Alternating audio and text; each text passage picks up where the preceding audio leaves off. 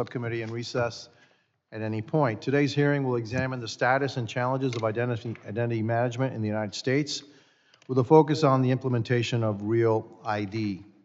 I now recognize the ranking member, the gentleman from Michigan, Mr. Thanedar, for the purposes of seeking unanimous consent. Thank you,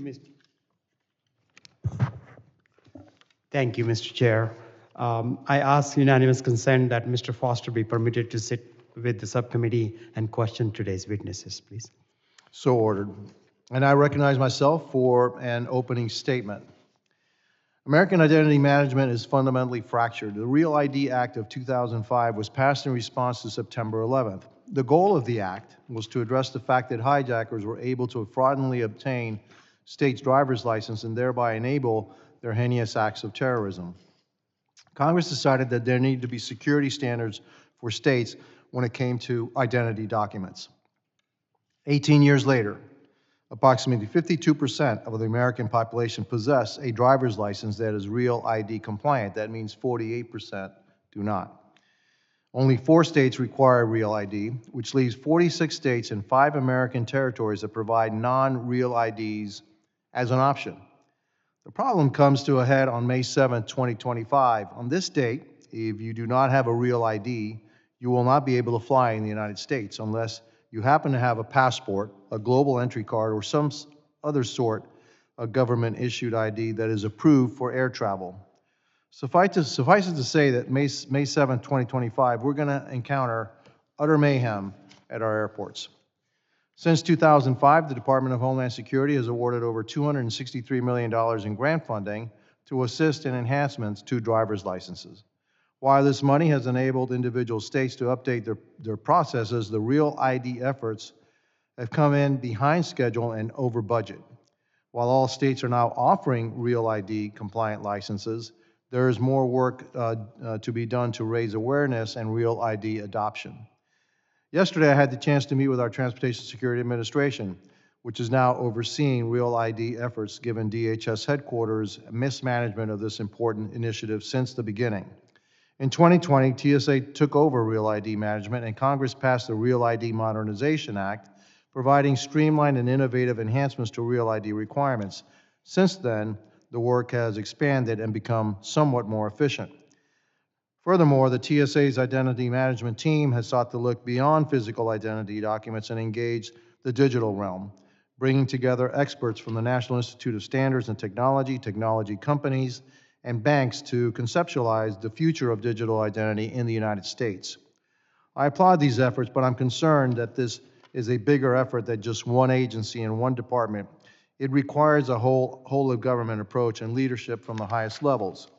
Sadly, every American knows somebody or has themselves been a victim of identity theft.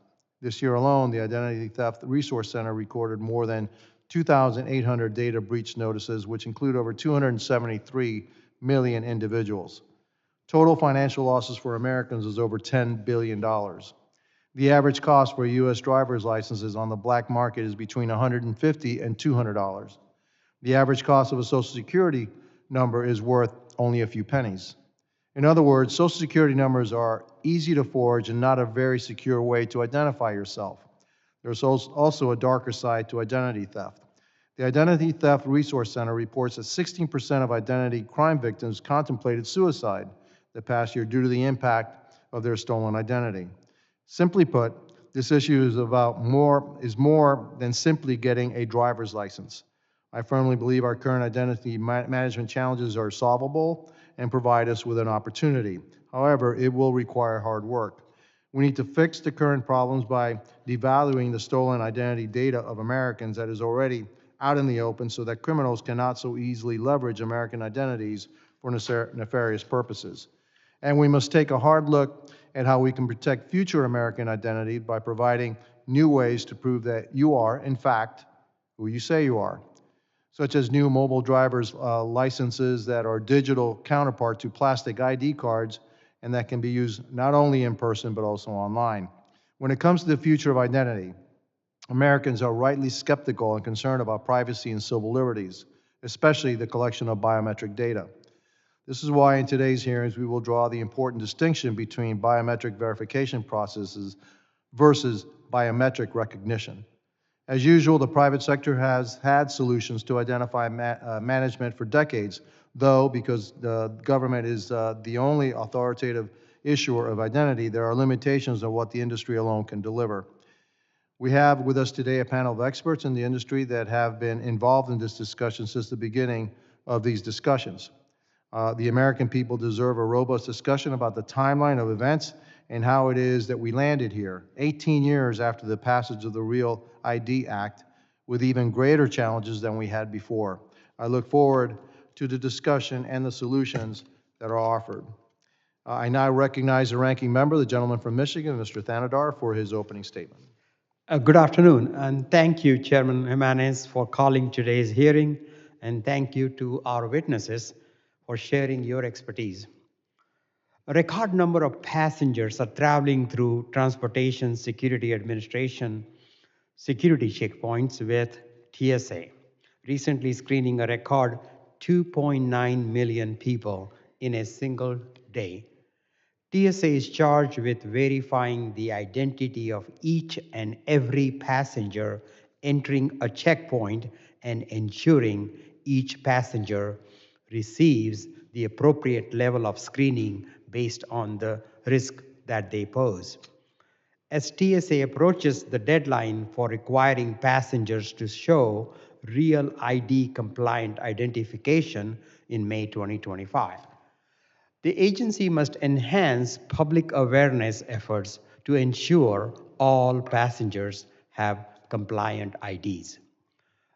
Our crowded aviation system cannot afford the chaos and the chaos of thousands of passengers arriving to TSA checkpoints without acceptable identification. Recently, TSA has begun piloting next generation technologies for managing and verifying identities. In 8 states, passengers can now use mobile driver's licenses to access screening checkpoints. And in 25 locations, TSA is using facial recognition technology to match passengers to their IDs. Digital IDs and facial recognition technology both offer the potential for security enhancements and convenience, but the potential downsides are grave. TSA must prioritize protections for privacy, civil rights, civil liberties, and even to an extreme degree. TSA's efforts to advance these technologies may set the standard for other sectors. So TSA must go out of its way and take the time to do the things the right way. TSA seems to be in a hurry to fast forward into the future with these technologies, even as it allows vulnerabilities within existing identity verification process to persist. Last year, TSA notified Congress of security incidents that have occurred within the registered traveler program operated by CLEAR. The program has allowed some travelers to enter security checkpoints using fraudulent identity.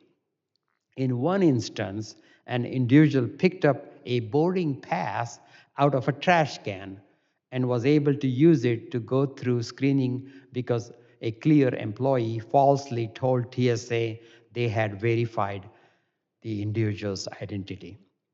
Addressing these vulnerabilities does not require any futuristic technology or creative solutions. It simply requires TSA to stop outsourcing identity verification functions to a corporation seeking to make profit. Vetting and verifying passenger identities are inherently governmental functions. For nearly a year, Ranking Member Thompson has been calling for TSA to require all passengers to go through TSA's own identity verification processes. TSA could mandate such a requirement today. I urge TSA to spend a little less time fast forwarding into the future and instead focus on addressing security vulnerabilities that threaten the aviation system today. I look forward to hearing from our witnesses on these critical topics. And Chairman Gimenez, I thank you for our witnesses again, and I yield back. Thank you, Ranking Member. Other members of the committee are reminded that opening statements may be submitted for the record. Again, I am pleased to have a distinguished panel of witnesses before us today on this critical topic. I ask that our witnesses please rise and raise their right hands. Do you solemnly swear the testimony you will give before the Committee on Homeland Security of the United States House of Representatives will be the truth, the whole truth, and nothing but the truth, so help you God? Let the record reflect that the witnesses have answered in the affirmative. Thank you, and please be seated. I would now like to formally introduce our witnesses. Ian Grossman serves as President and CEO of the American Association of Motor Vehicle Administrators. Jeremy Grant serves as the coordinator for the Better Identity Coalition. Hal Wiedinger serves as the Senior Vice President of Client Success at IDEMIA. And Jay Stanley serves as Senior Policy Analyst at the American Civil Liberties Union. I thank each of our witnesses for being here today, and I recognize Ian Grossman for 5 minutes to summarize his opening statements. Thank you, Mr. Chairman, Mr. Ranking Member, members of the committee. Thank you for the opportunity to appear before you today and discuss this important issue of the future of identity management. The American Association of Motor Vehicle Administrators, or AMVA, is a nonprofit organization representing motor vehicle agencies and jurisdictional highway safety law enforcement. In plain speak, our association's primary members are the state DMVs and the state police throughout the U.S. and Canada. We enable collaboration to ensure safe drivers, safe vehicles, secure identities, all together to save lives. When first contemplated, driver's licenses were issued solely to indicate a person as having been granted the legal authority to operate a motor vehicle. Now, the driver's license has become the de facto primary identity document in the United States. It serves as a document of choice for public services, financial institutions, and other entities seeking identity assurance. Americans use their state driver's license or identification card in countless everyday activities, including making age-limited purchases, entering schools, visiting doctor's offices, and of course, boarding an airplane. This is why driver licensing agencies has become the foremost trusted authority in identifying whether people are who they claim to be. As we live through the age of digital transformation, rapidly evolving in the post-COVID world of touchless transactions, it comes as no surprise that your driver's license is being transitioned to an electronic format.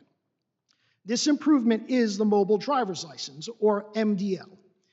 The MDL is the future of licensing and proof of identity. An MDL, a driver's license hosted on a mobile device with the capability of being updated in real time. It contains the same data used to produce a physical license. However, MDL data is securely transmitted to a relying party's reader.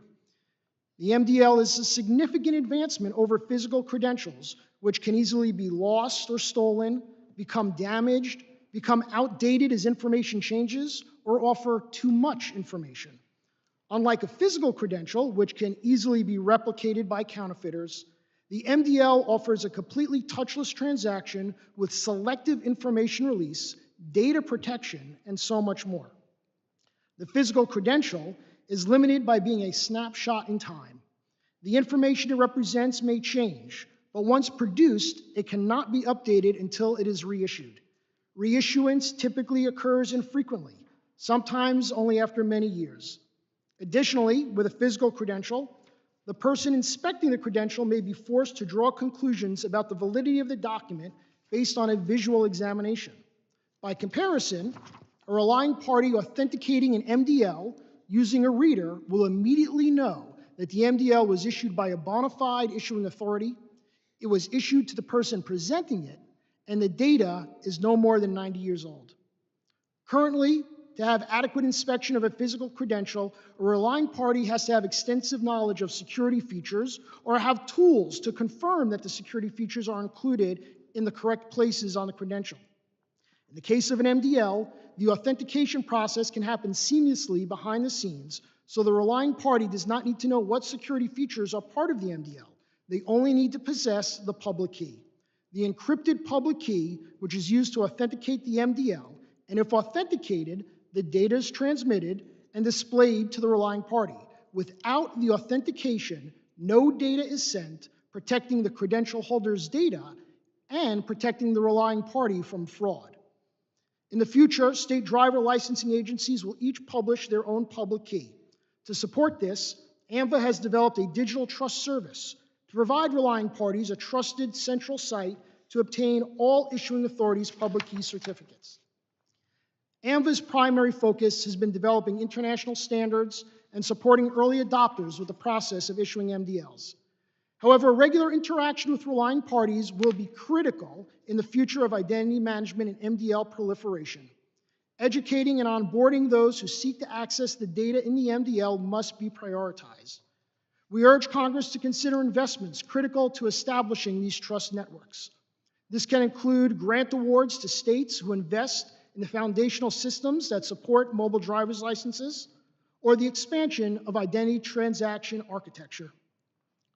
I appreciate your time and the opportunity to testify.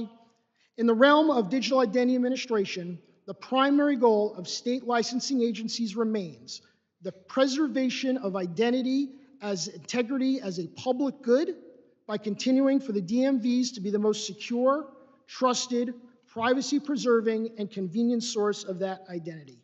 Thank you again for the time today, the commitment to this conversation, and I look forward to your questions. Thank you. Thank you, Mr. Grossman. I now recognize Jeremy Grant for 5 minutes to summarize his opening statement. Thank you, Chairman Gimenez, Ranking Member Tanadar, members of the committee. I appreciate the opportunity to testify today. I'm here on behalf of the Better Identity Coalition, an organization that's focused on working with policymakers to improve the way that Americans can protect and verify their identities when they're online. Our members include leaders in sectors like financial services, health, technology, fintech, payments, and security. Our 26 members are united by a common recognition that the way we handle digital identity today in the U.S. is broken, and by a common desire to see both the public and private sectors each take steps to make identity systems work better. 5 years ago, we released a blueprint for policymakers on how to improve digital identity infrastructure in America. The blueprint highlighted the ways that government can play a role in delivering more secure, inclusive, privacy-preserving digital solutions by closing the gap between the nationally recognized authoritative credentials that we have here in the U.S. that work in the physical world, like driver's licenses, passports, and birth certificates, and the lack of any digital counterpart to those credentials that can be used when Americans need to prove who they are online. Digital driver's licenses, also known as mobile driver's licenses or MDLs, play a big role in the blueprint by virtue of the fact that driver's licenses and state ID cards are by far the photo ID that's most commonly obtained by people in the U.S. and are thus the documents that are most commonly used to prove one's identity today in the physical world. We're thrilled to see this subcommittee focusing on the issue of digital identity and what is needed beyond the Real ID Act. There's 5 key points we'd like to emphasize today. First, when it comes to mobile driver's licenses, the government's prioritizing the wrong use cases.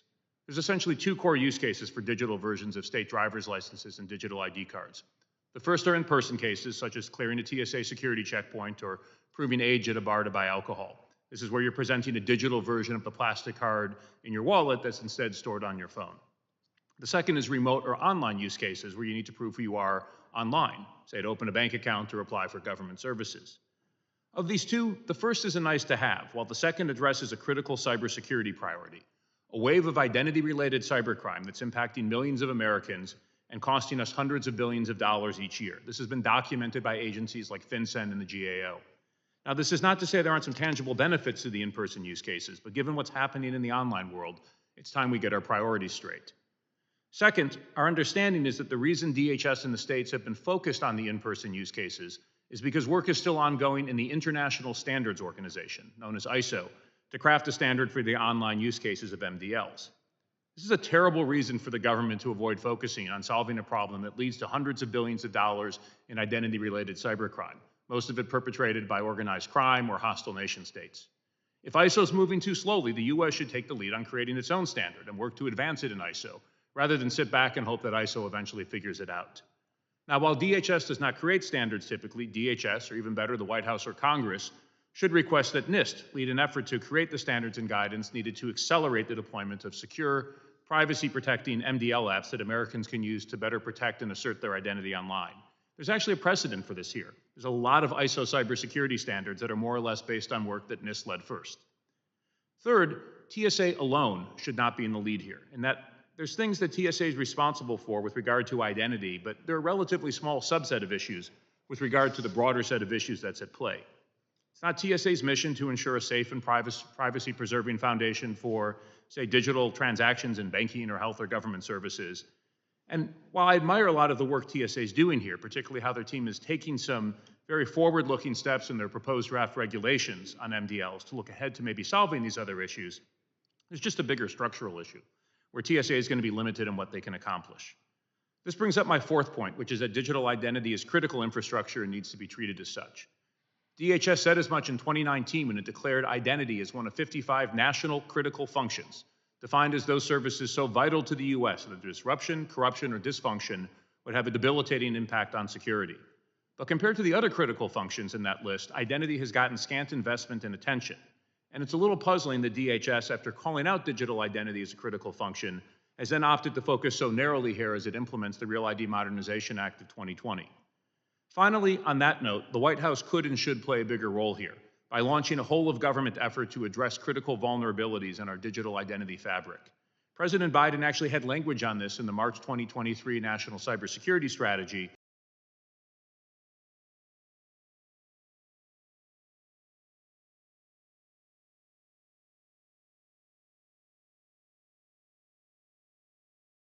There's a bipartisan bill. I know Congressman Foster will be here in a bit. He was a lead sponsor.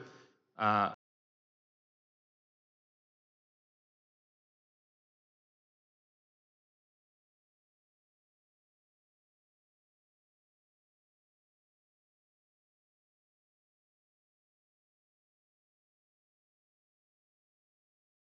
appreciate the opportunity to testify today. Note that I have submitted some lengthier testimony for the record, as well as a copy of our policy blueprint, and I'll look forward to answering your questions. Thank you. Thank you, Mr. Grant, and I recognize Hal Wiedeger for 5 minutes to summarize his opening statement. Thank you, Chairman Gimenez and Ranking Member Tanadar, for inviting me to this important topic to testify today. IDEMIA is on a mission to unlock the world and make it safer. IDEMIA provides unique technologies underpinned by long-standing expertise in biometrics, cryptography, data analytics, systems, and smart devices that secure billions of transactions. With 15,000 employees, IDEMIA is trusted by over 600 governmental organizations and more than 2,300 enterprises spread over 180 countries with an impactful, ethical, and socially responsible approach. For more than 60 years, IDEMIA has been a trusted partner of government agencies, offering unmatched expertise in identity management. We have produced over 1 billion driver's licenses in the U.S. and currently produce driver's licenses for 34 states and mobile driver's licenses for 5 states. Additionally, the Transportation Security Administration relies on our credential authentication technology, CAT, to authenticate and verify and identify millions of travelers every day. Identity verification is a critical part of the security mission of TSA. Our CAT machine helps TSA validate a passenger's identity and provide real-time security data on a passenger's vetting status. The newest iteration of this technology will enable the use of digital IDs and facial match to further increase the security effectiveness of identity validation processes. As TSA implements the Real ID mandate, the CAT machine will also let the officer know if a Real ID is counterfeit. Digital identity solutions provide consumers with unlimited benefits. Digital IDs are here today and will be increasingly relied upon in the future. Driver's licenses, passports, and other credentials can be accessible on our mobile devices, much like your credit cards today. This innovation fundamentally changes the identity security market, enhancing security and improving the customer experience, providing consumers with ultimate control over their identity. Digital IDs are derived from physical ID, and the fidelity of the information is tied to how robust the initial proofing process for the physical ID was. For example, a customer with a Real ID compliant physical credential has proven both their identity and their legal presence in the US. A digital ID derived from a Real ID compliant physical credential provides the consumer with a digital document that enables them to verify both their identity and their legal presence in the US.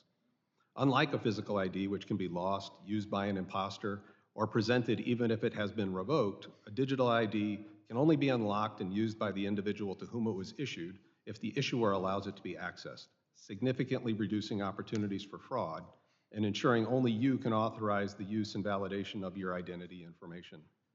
The use cases for this innovative technology provide significant consumer benefits, making it easier for disaster victims to file claims, preventing fraudulent transactions, enabling customers with accessibility challenges to enroll for important services wherever they are, faster provisioning of public aid and services to citizens, or creating a frictionless experience for travelers.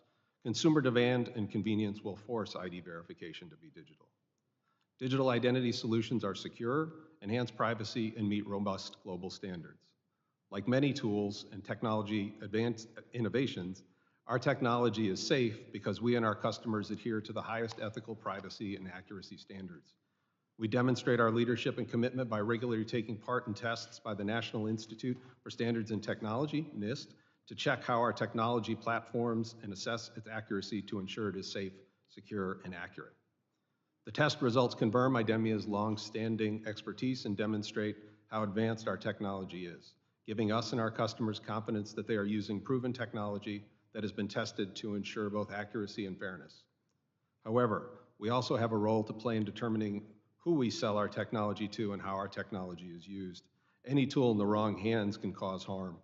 We ensure that our customers are using our technology in a way that aligns with our values and makes it safe and easier for people to prove their identity in a secure manner that also enhances privacy protection. For society to unlock this potential, we need a legal and regulatory framework that ensures responsible use while also enabling and supporting continuous innovations and society benefits. In closing, we're grateful to work with the fantastic partners like the Department of Homeland Security, the Transportation Security Administration, the American Association of Motor Vehicle Administrators, and advocacy groups like the Better Identity Coalition and the American Civil Liberties Union. Thank you for inviting IDEMIA to engage in this important discussion today. We look forward to your questions and appreciate an open dialogue to discuss digital identity solutions and the important benefits they provide to society. Thanks, Mr. Riediger. I now recognize Mr. Stanley for 5 minutes to summarize his opening statement.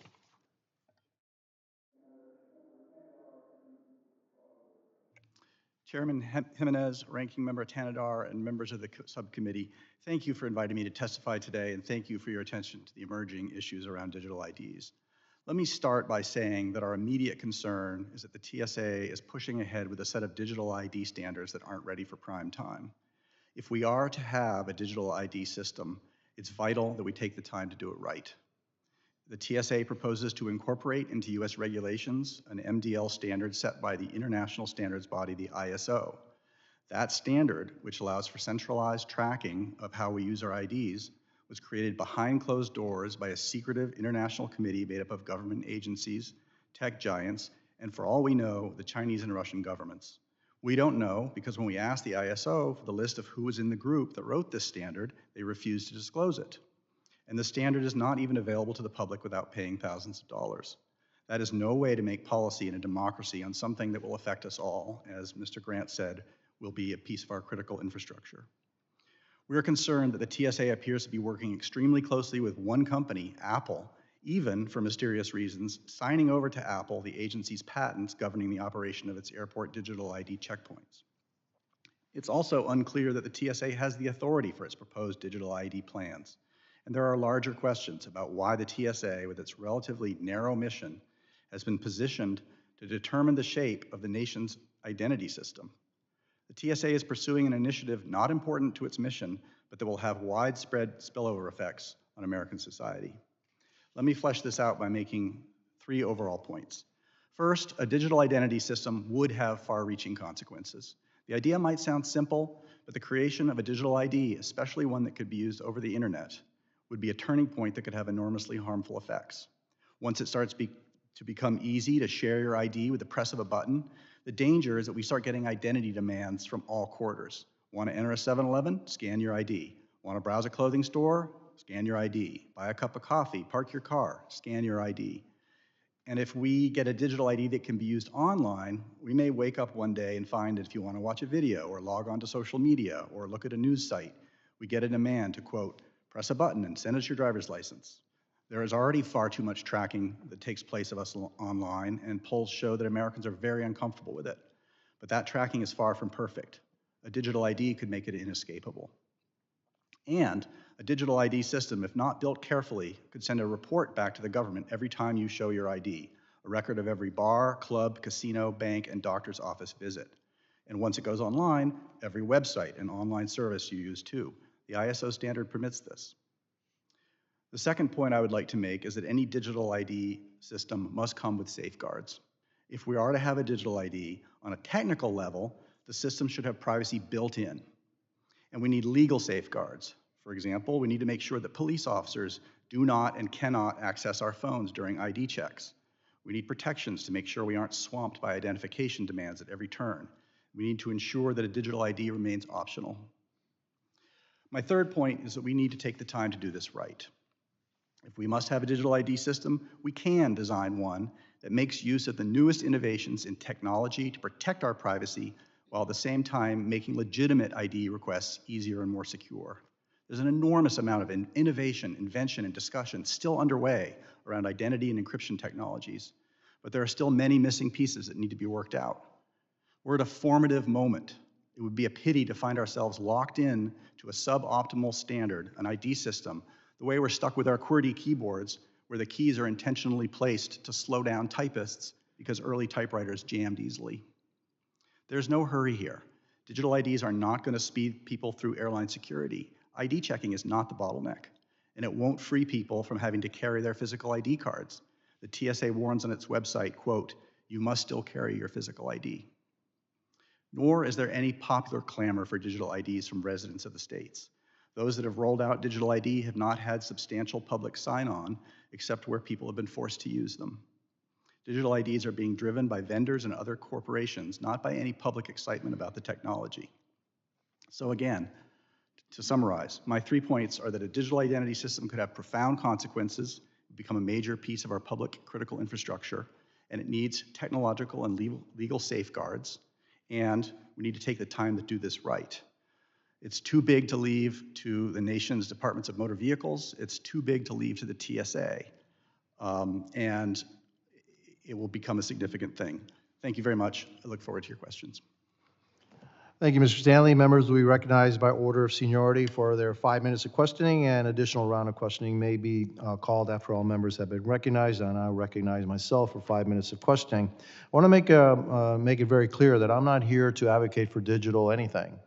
My issue is really the fact that we have a standard which is real ID in order to pass a TSA checkpoint, and that maybe 50% of the American public will not have real ID come May 7th of 2025.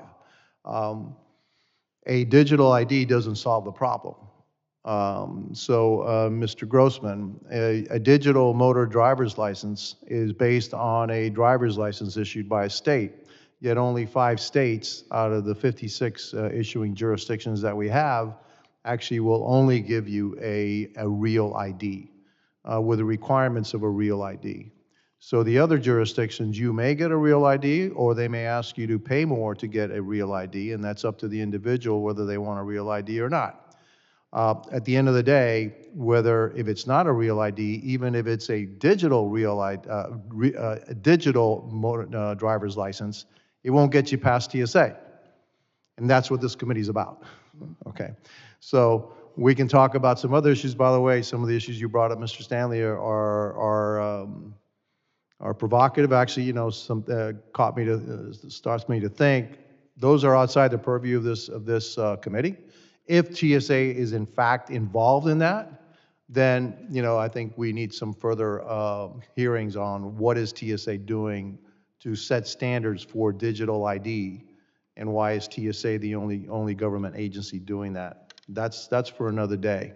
Today, I'm really thinking about what are we going to do on that day when you're trying to get into the airport and you have 2.9 million people going through airports, and 50% of them can't get in, get on their plane because they don't have a real ID.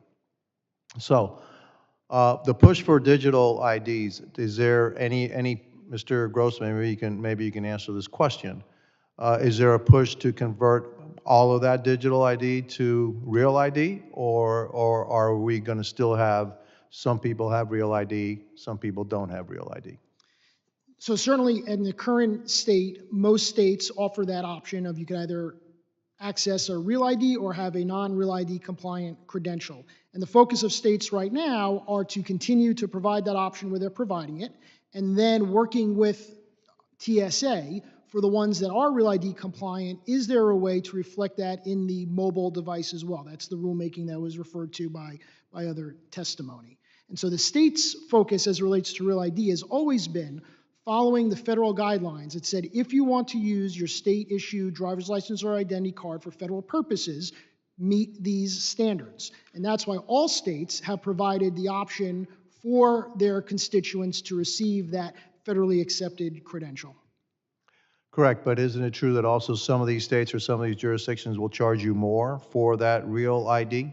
The fees certainly do vary across the states, that's correct. Okay. I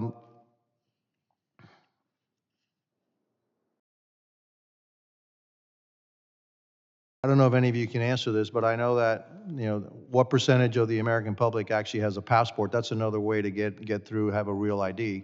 Does anybody know the answer to what percentage of the American public actually has a passport? I think it's a little less than half. Numbers surged a little bit after 9/11 when some of the land border points required some sort of an ID, but it's not something that's a viable alternative for, at least half the country.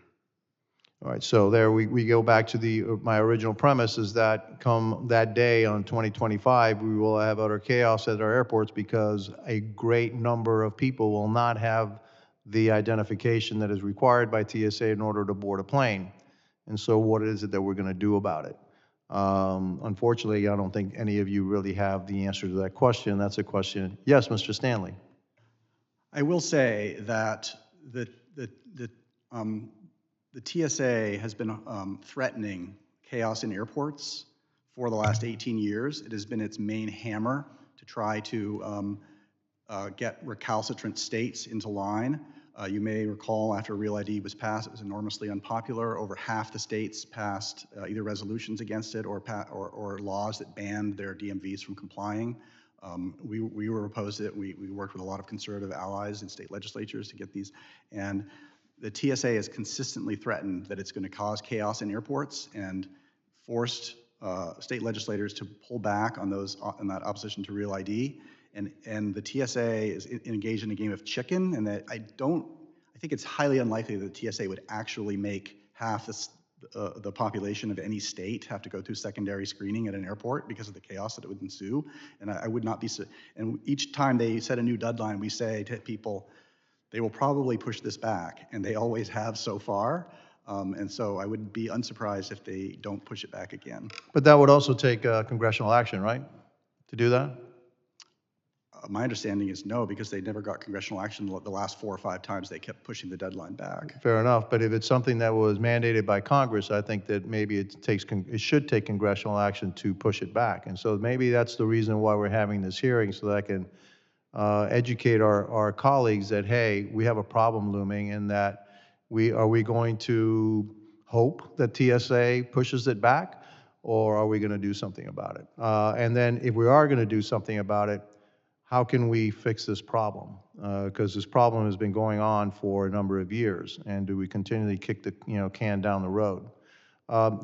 The testimony that I've seen opens up a whole can of other worms. Okay, that maybe not this subcommittee will take up, but if TSA is actually involved in those activities, maybe this subcommittee will take them up. And so my time is up for right now, so I recognize the ranking member, gentleman from Michigan, Mr. Thanadar. Again, thank you, Chairman Gimenez, for scheduling these hearings. This is important. I'm a scientist by training. I'm an innovator. I love technology and can't wait for my Christmas presents, hopefully with some good technology in the market. And as a scientist, I recognize we need to continue to innovate, improve our processes, make people's lives better. But the question here that I raise and the concerns I have about using technology before it is completely baked. I represent the Michigan's 13th Congressional District. represent the city of Detroit with 78% African American population. And we have seen use of facial technology, facial IDs. The police department has used some of that and seen some horror situations, people incorrectly identified, wrongly accused, using a technology that I'm not quite sure is appropriate or is been fully tested, that is, does not have biases and discrimination against people of color, for example. And so my concern here is, are we rushing this so much that we are affecting people's privacy and rights and the potential, although the potential to enhance security and convenience, are those benefits may be outweighed by the risk they pose to privacy. And Mr. Stanley, what risk does facial recognition technology pose to privacy and people's civil liberties? Thank you, Mr. Ranking Member. The face recognition is a very, very powerful biometric. In many ways, it's the most powerful biometric. If somebody wants to take your fingerprint, they can't do it unless you know that you're doing it. Whereas if you're walking down the street, you can be subject to face recognition. And we have, given the enormous number of cameras in our society, if we were to plug face recognition to all of them, it would be basically, it could come close to the same as putting a GPS tracker on everybody. And that could reveal a lot of information about people. And so people in the privacy and civil liberties community have been rightly very wary of face recognition technology, and it's used before it's ready for prime time, which I thought you, as you said very well, before the biases are worked out, before procedures are worked out in police departments and the like. And we have called for a moratorium on its use by law enforcement until we can get all that straight. Face recognition also plays a role in the identity context, and that's a very complicated issue again. For example, every time you show a digital ID, does it transmit a digital photo of yourself to the person that is verifying you? And now they have your digital photo, or do you self-verify to your phone? There are a lot of very complex issues that need to be worked out around there, and I think that that is part of what makes the current digital identity technology immature. Thank you. And Mr. Stanley and Mr. Grant, what recommendations do you have for TSA and the federal government for developing digital ID standards in a responsible manner? Well, from my perspective, as I mentioned in my opening statement, I would get this. I think TSA deserves a seat at the table, but this is something that's much bigger than TSA, and that the issues we're trying to deal with, particularly with this wave of identity-related cybercrime that we've seen and sort of this new threats that are emerging there, both to the technical side, the security side, and also the privacy side that you're talking about, we have other parts of government that are quite good at this. And in fact, this is a place where it would be great to see NIST, the National Institute of Standards and Technology, be directed to play a bigger role. I think one thing Jay and I agree on is that we need to get this right. I'm saying go fast, he's saying go slow, but at least from our perspective, let's get this to the experts, within the digital identity team at NIST, there's a privacy engineering team at NIST, give them a time-boxed deadline, say a year, to try and actually bring the right stakeholders together and get this figured out. We actually know how to do this. In fact, I'd say a lot of the technologies that perhaps we would have dreamed of a few years ago are now starting to become mature, and we know how to build robust and privacy-preserving digital identity systems. But tying this into real ID compliance, I think we're conflating two different objectives right here and not necessarily focusing on the right ones. Thank you. Mr. Stanley, if you have time, but. Yeah. I would agree that TSA is not the right agency to lead. As I said in my comments, I would urge the TSA not to exert pressure on the states to move to build digital identities around the ISO standard, which is basically what they're doing. I would urge them to be very careful about working with particular vendors. at the end of the day, we need a system that is open and where an American who wants to participate in our identity system doesn't have to deal with any one company or small number of companies, but can deal with a whole variety of competitive companies.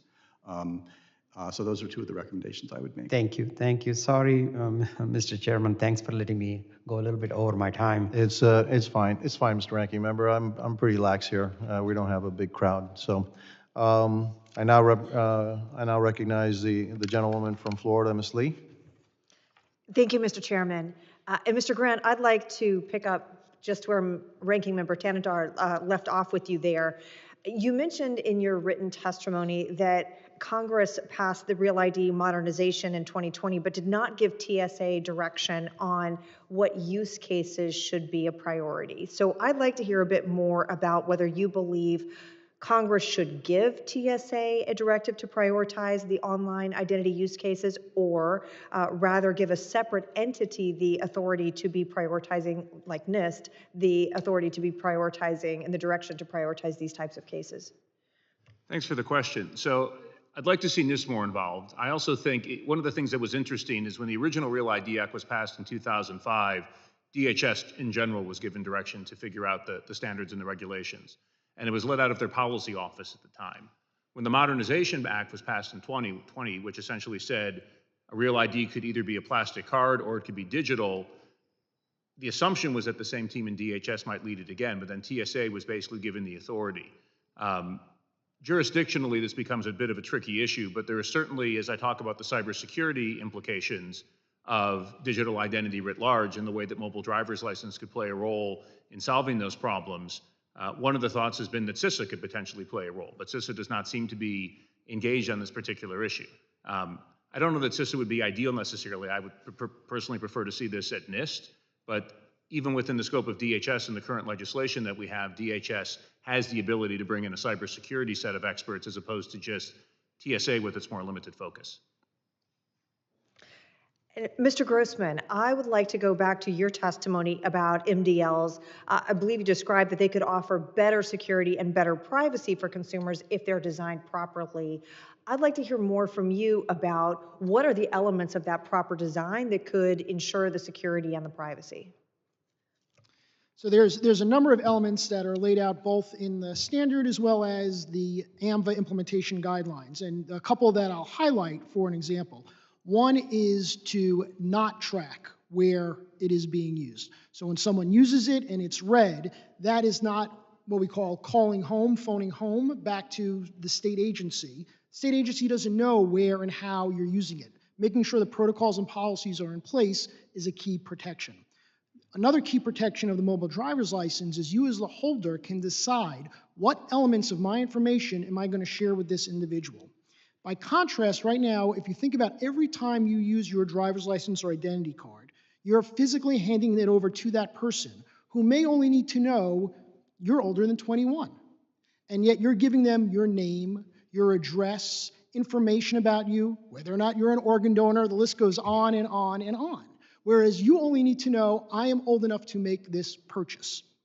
And so the ability for, as an individual, to say, I'm only going to give you what you need, nothing more and nothing less, is the opportunity to protect that information.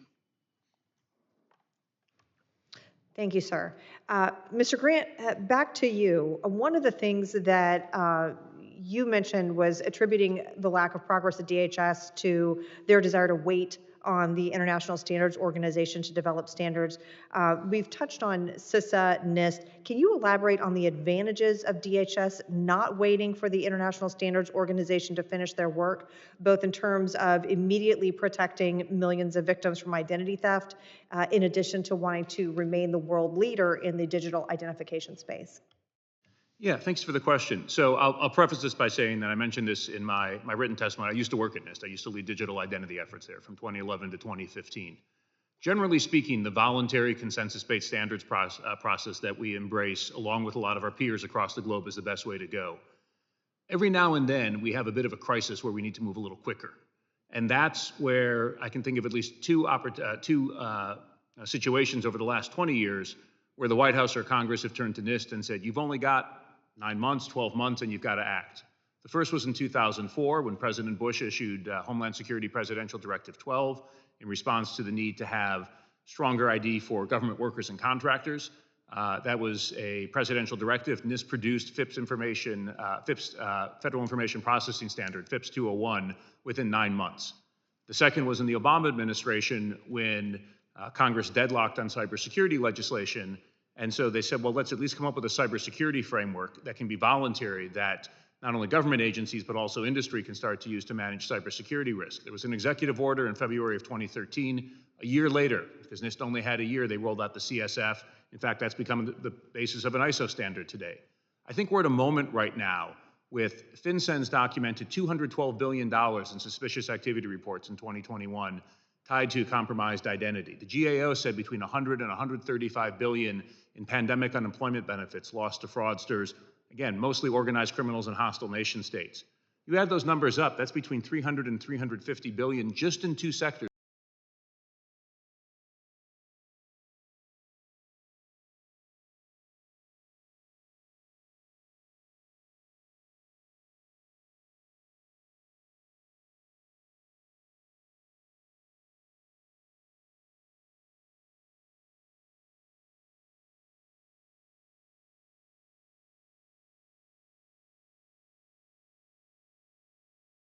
Just in 1 year. We can't afford to wait, and I think this is why we're at a point where we should stop deferring to ISO and hoping that the voluntary standards process works, and instead we basically put NIST, and really, I think we need a broader whole of government effort to address what I really think is a crisis right now when it comes to identity-related cybercrime. Thank you. Mr. Chairman, I yield back. Thank you, and I recognize the gentleman from Illinois, Mr. Foster. Yeah, and thank you, Mr. Chair, for waving me onto this. It really, we have been wrestling with this and, for some years now, and it's, we're forced to sort of spread our effort into multiple committees and multiple agencies, and that slowed things down. I had a Zoom earlier this morning with the gentleman, Norbert Saggester, who is leading the EU effort on this, and they're making impressive progress. Their goals are that by, I think, February, they will have passed the enabling legislation, and that by sometime around 2026 or 27, every EU citizen will have who wants one, will be able to get a secure digital ID that they present online to prove they are who they say they are. And they are wrestling with the same things that we have, where the states are going to be holding the biometrics and a lot of the key databases which people are comfortable with. And yet you need something which interoperates and prevents synthetic identity fraud and things like that.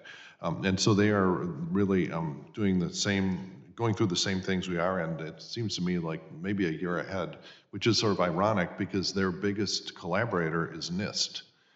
Because all the standards that they're rolling out were actually developed at NIST years ago, and they still consult with NIST. They're very eager also to collaborate with the United States, which I thought was very interesting, that they repeatedly approached me with the idea that we should be, the free democracies of the world should be working together on this, because we are that's where you want to draw the fence on these efforts. And so actually, Mr. Grant, could you say a little bit about your perception of what the rest of the world is doing compared to the US? Thank you, Congressman Foster, and thanks for your leadership on this issue. We're at an interesting inflection point. I'm going to digress for about 15 seconds to say, back in 2011, when I first joined NIST, I learned that when it came to payment cards, the US had 25% of the transactions, but 50% of the fraud. In other words, an 8 times higher fraud rate, because we were the only country who had not migrated away from insecure magnetic stripes to more secure chip-based smart cards. And it was only after the Target breach happened in 2013 where we had so much damage that finally the banks and retailers and other stakeholders said, we need to start to move toward the rest of the world so we can erase all of this massive crime that we're seeing tied to our reliance on insecure technology. I think we're at an inflection point right now when it comes to identity, where we are seeing all of our peers across the globe, be it the European Union, the UK, Canada, Australia, Singapore, other countries that we tend to think of as our, often competitors, but also peers.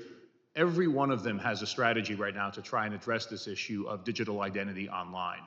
And the US is the only country that has no strategy whatsoever. And so I worry that in a few years, from both an economic competitiveness standpoint, along with the security losses that we're suffering because of identity-related cybercrime, compared to the rest of the world, we're going to be in somewhat of a dark place. Yeah, and you didn't mention India, which is making really, they came up with a basic identity, mandatory identity program for every Indian. There are lots of things that Americans would not be comfortable about their system, but after having established that, there is an incredible ecosystem of financial innovation that's come into being based on the ability to prove you are who you say you are online. When you get past that hurdle, then the startup costs for fintechs are much smaller. There's a lot of enthusiasm, particularly among smaller banks, where one of their biggest costs is the cost of onboarding customers.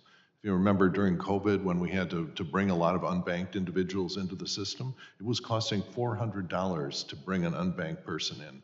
And in India, it's essentially free. You just get out your cell phone, prove you are who you say you are, consult the list of bad actors, and if you're not on it, boom, you've opened your bank account. And that is, that's an impressive step forward, and other countries are noticing it, and it's in the process of being adopted. The Indian system and their payment rails are being adopted by, Singapore and Indonesia and the Philippines and so on, and as well as some of the Gulf states. So, there's a danger that, and usually we spend a lot of time worrying that the Chinese currency is going to take over for the US dollar, but I think there's a more real worry that the payment rails that were developed in India based on a secure digital ID will take over. And so we have competitive worries to look at on that. And so the other thing that I guess has been mentioned and talked about is the business of AI deepfakes, which are really frightening. And all the banks I serve on financial services, the banks are all terrified by this because they use voice recognition.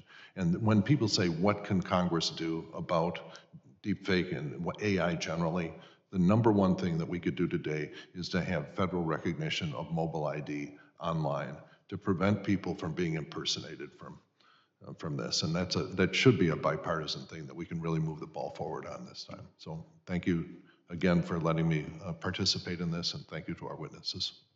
Quite welcome. I now recognize the gentleman from Louisiana, Mr. Higgins. Thank you, Mr. Chairman. I thank our panelists for being here today. Mr. Stanley, having been on the other side during the course of my life, many interactions with the ACLU, I look forward to us agreeing to something today. It would be a first in history. So I say that lightheartedly because we are a free nation, and generally speaking, the purpose of this committee is to maintain the security of our homeland, but the security of our homeland is to be maintained without sacrificing individual rights and freedoms of our citizenry, or else what's the purpose of the security of the homeland? So this hearing touches on a subject matter that is reflective of that need for balance. In my state of Louisiana, we were one of the first to push through our state legislature digital identification that was official through the state, recognized by the state. So, as a cop, if I interact with you and I ask for your ID, for your driver's license, you can show me your phone. And there's an official app on the phone that's recognized by the state that I can look at your documentation there. So retail stores and state government offices and police officers, recognize this digital ID, but TSA does not. So a common question that, a conservative Republican like me, we hear back home is why we have 9-10 million illegals coming across the border and I can't use my digital ID to get on an airplane. But these guys get tickets from Department of Homeland Security, and we pay to send them wherever they want to go in the country. And that's sort of a generalization of what's happening, but it's very accurate. It's pretty much true. So, Mr. Grossman and Mr. Grant, could you speak to what are the benefits of the expansion of official digital IDs as it relates to both enhanced security and protected individual rights and freedoms, which is a part, Mr. Stanley, I'm going to hope we can agree on. Mr. Grossman and Mr. Grant. Well, it's a great question. I'll say with regard first to Louisiana's mobile driver's license. Louisiana's definitely been an innovator here. It was one of the first states out of the gate. And I will say with the draft regulations that TSA's put forward on MDLs, if the Louisiana ID or any other state ID that's gone forward on the mobile driver's license side meets those rules, they would be able to use that to board a plane. That's my understanding, at least, although I'll let TSA tell you that authoritatively. I think the balance between security and privacy is an important one.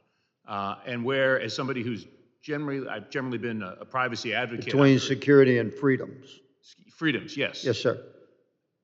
I think we can give people more privacy than they have today by architecting these solutions the right way. In that, for example, if I hand my ID over at a bar, you can read everything about me when what you only need to know is that I'm over 21. I don't get that question a lot these days, but there was a time when it mattered.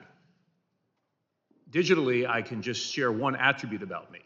Same with trying to do something online. Everything that's on my driver's license might not be needed to be shared with the bank or with the fintech app that I'm trying to apply for an account with, but they can get those validated details about me that they need directly from the authoritative source, rather than relying on some other solutions that are looking at other sources to try and guess if it's you or not. So I do think that, again, with the proper design, and this is why we're really calling for sort of a whole. So if the digital designs in interest of time would comply with, say, Real ID, then you would see a path forward for not just for Louisiana, but every sovereign state to be able to allow the citizenry the option of using a hard ID versus a digital ID? That's underway already. Yes, sir. Mr. Grossman, you concur? Yeah, I would concur, and I would add the reason why states are going down the road of mobile driver's licenses, as fascinating and exciting as new technology is, the core driving purpose is where does this technology allow us to improve on safety, security, freedom from the physical world. Right. And so through all these testimonies, through the privacy, through the security, through getting it right, it all has to be with that driving purpose of making it better than the status quo of the physical world. So, Mr. Chairman, my time has expired, but I would ask the indulgence of the chair to allow Mr. Stanley to agree or disagree. It'd be a historical moment. Yeah, let's go right ahead, Mr. Stanley. Let's make some history here. I thoroughly agree with you that it is. That's it, I'm out. That it is vital to keep an eye on freedom, even as we look at what a digital ID can. Thank you, Mr. Stanley, and I appreciate the indulgence, Mr. Chair. All right, we have some time for a second round, and so I'll start with myself. Mr. Grossman, we're talking a lot about the digital world and all, and digital IDs, but digital IDs are going to be based on a standard, just like a hard copy ID right now is. And so, while states may be offering digital IDs, there's no guarantee that they will be real ID. They may not be real ID. So that is not going to be as secure as real ID. Or do you think that a state-issued non-real ID, driver's license is as secure as a real ID? That individual, in fact, is who they say they are? Fundamentally, yes. And this is because states, even before 9/11, even before the Real ID Act, states were already recognizing the challenges of the vetting, identity, and credentialing process and making significant changes and investments to producing a more secure credential and a more secure vetting process to make sure someone is who they say they are.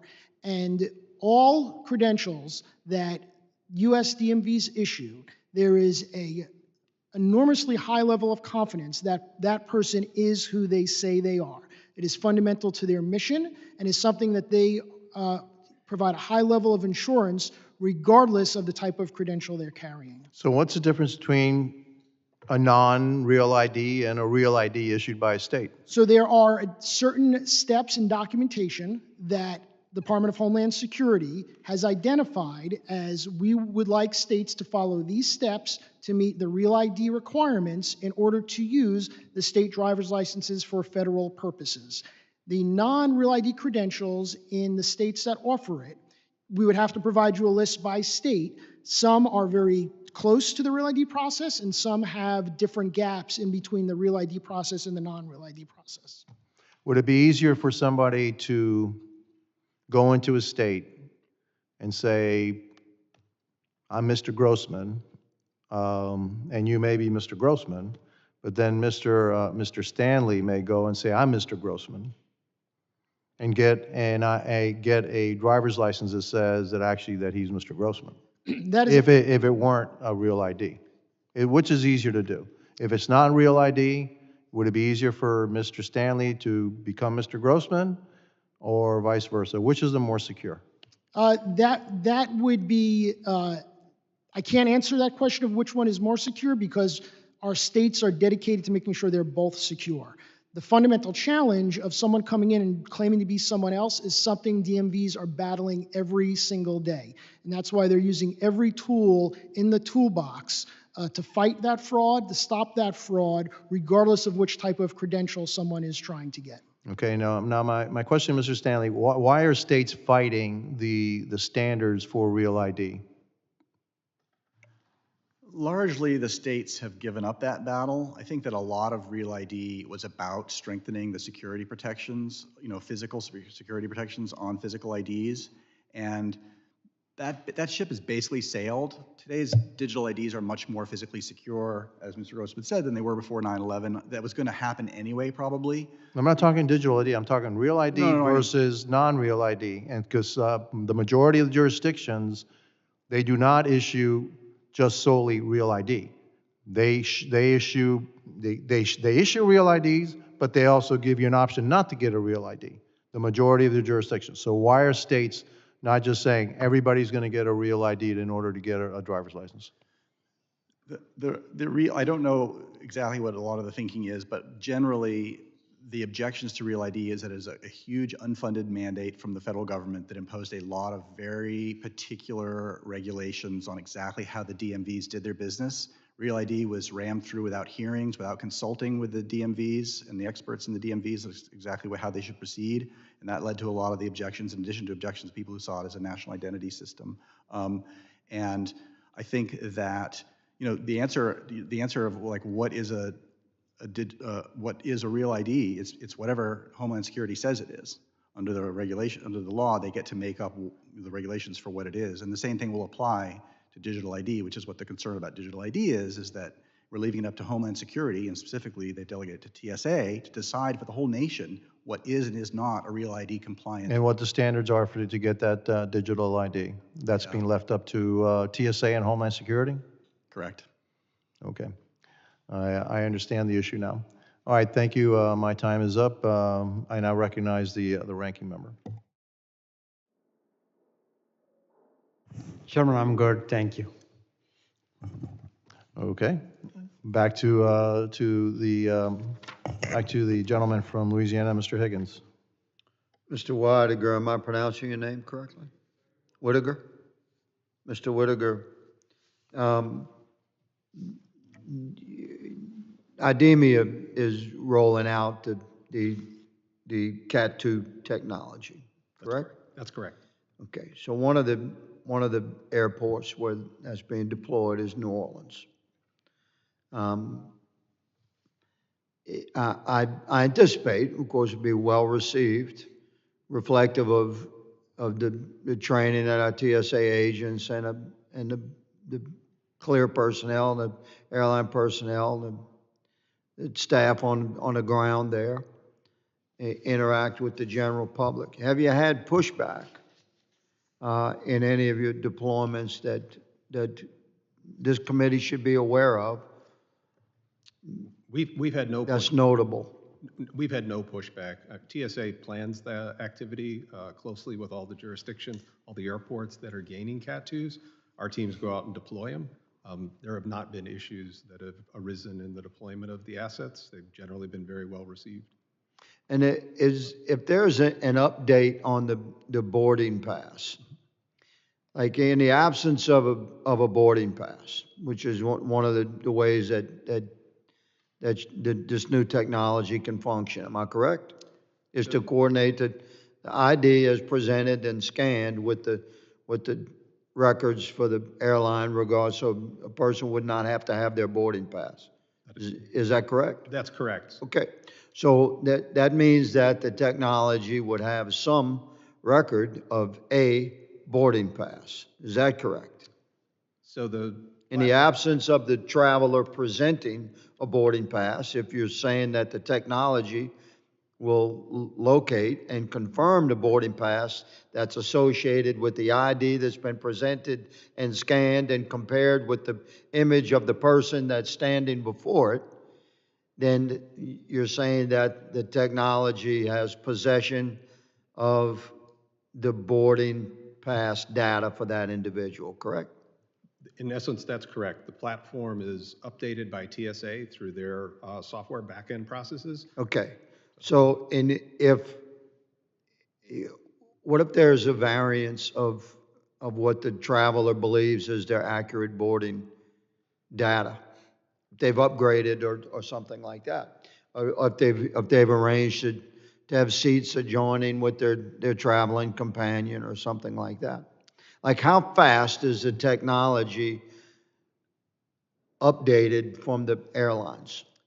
I apologize, I don't have an answer for that. TSA controls that part. We don't do that piece. As it relates to the boarding data, as it relates to their seats and the assignments, I don't believe that's a conversation at the TSA checkpoint, but I'd have to defer to TSA on that. Such as something we have to watch. I'm sorry? It's just something we'll have to watch. Generally, my understanding based on the airline processing is that's handled by the airline. So what TSA gets is the flight manifest to know that you're Right, but that's the boarding pass. correct. Correct. So you see what I'm saying? There's an intersection there between the new technology and the traveler and the airline and as it relates to the details of the boarding pass. We don't want to get in the weeds there. So the gentleman, my colleague, brought up AI. Do any of you have concerns in my remaining minute here? I mean, TSA is not deploying, is not using AI, but it's certainly, at least not on the front line where there's intersections.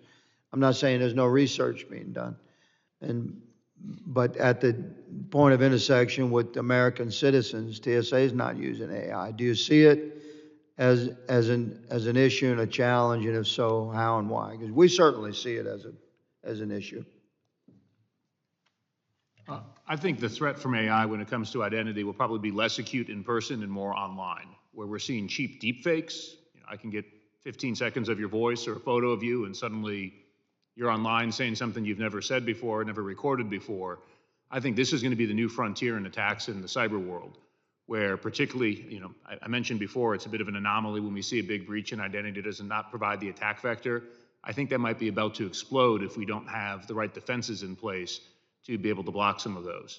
But I think this is actually an area where I think mobile driver's licenses, because they're rooted in public key cryptography that can't be spoofed by AI, are going to be really important in the cyber world.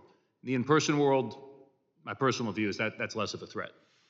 Yeah, we certainly have to build guardrails in everything we do as we look at the emerging technologies of AI. I apologize, my time has expired, gentlemen, Mr. Chairman. Thank you. So that video I saw of you praising the former president, that wasn't you, huh? Okay. I recognize the member from Illinois, Mr. Foster. Thank you. I appreciate it again. Could you return a little bit to the phone home problem? Because this morning I had a long discussion with the EU representative, because the worry that I understand is that if every time you present your mobile ID, there's a query made to the database to say, is this the database maintainer, is this really valid or not? Then which is a sort of innocuous thing, until you realize that means they have a record of every time you presented it and potentially even where you were when you presented it. And they believe, the EU believes that they have technological solutions that will make that not a worry. And Mr. Stanley, you're on the leading edge of this. Do you believe that that is something, if you pay attention to the rules under which you can demand a mobile ID, maybe even license, you make the collection of data from the mobile ID a licensable activity, which I think is the EU approach, whether this can actually be made into something that isn't really a privacy concern?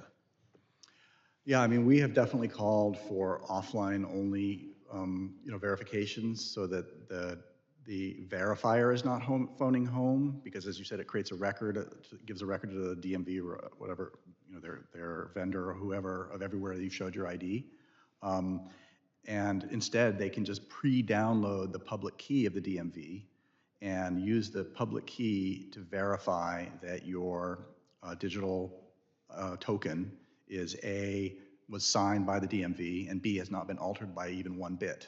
And that solves that side of the tracking problem. There are other tracking problems with... There's also a revocation problem, that if you say, there's the proof that I live in Naperville, Illinois, whereas I've in fact moved 2 months ago, at some point you have to consult a database. And I have been told that there are ways to publish the revocation list in a way that's encrypted, so that the questioner can just sit there and ask a question of the encrypted database, and whoever's maintaining it won't even know which individual is being asked about.